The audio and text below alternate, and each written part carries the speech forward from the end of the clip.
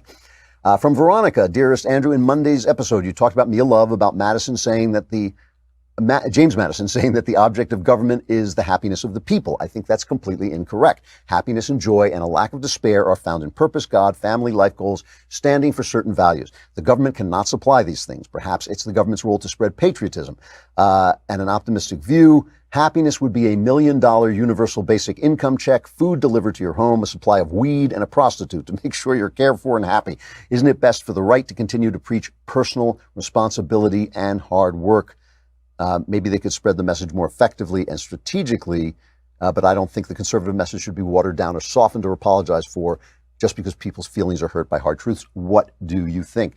I think you're wrong, but I think you're wrong in certain ways. I mean, obviously what you're saying about how individuals find happiness is, of course, true. Purpose, God, family, life goals, standing for certain values. All of that is quite true, and the government can give you none of that, so I agree with you. But what do you think that Madison, when he said that the object of government is the happiness of the people, could possibly have been thinking about $1 million basic income and food and a prostitute and weed? Do you think that actually makes people happy? I think that actually makes people miserable. I know people who live like that. I know people who live on some kind of dole, who are doped up all the time with weed. I know people who live a sexually promiscuous life. None of them is happy. Not one of them is happy. So I don't think that is a fair definition of happiness, but I think we can assume that it's not what James Madison meant when he said that happiness, the people's happiness, is the object of government. The reason I brought up that quote, and it's a quote that it is something that's talked about a dozen times in the Federalist Papers, and of course it's in the idea that the pursuit of happiness is part of the government's role, protecting the pursuit of happiness, is because I think conservatives too often take the tone that you took in this letter, and I think it is off-putting, and I think it is not selling what we're trying to sell, which is limited government, limited power. When James Madison talked about the happiness of the people, he was talking about the political happiness of the people. He was talking about a world in which there is as much peace as it's possible to have, as much prosperity as it's possible to have, in which the people's property is protected and the people's safety is protected and the people's traditions and lives are not interfered with by the government. That is how the government provides for the happiness of the people.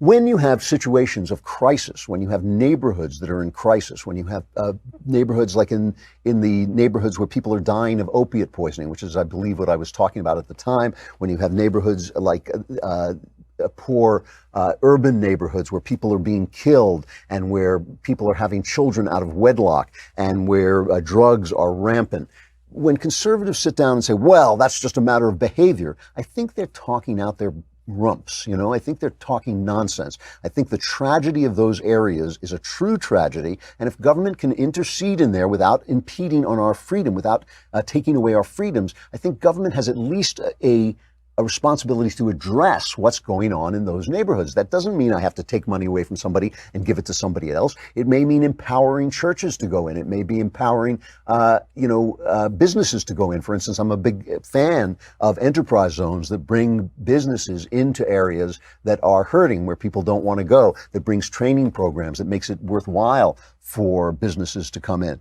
To say that the government should be so limited that it can't respond to the anguish of its populace is not conservatism, as is not founding values. Reagan didn't believe in it. The founders didn't believe in it. It doesn't mean a massive, massive welfare, system that pays for every single thing you do, or your description of that. It does mean having a care for the happiness of the people. I think when people are miserable, the government needs to think about it and think about what it can do, all the while remembering that we want to preserve our liberty and preserve our republic. I think when conservatives talk like this, I think they're shooting themselves in the foot, basically. And I think it's wrong as well. I don't think it's the way to go.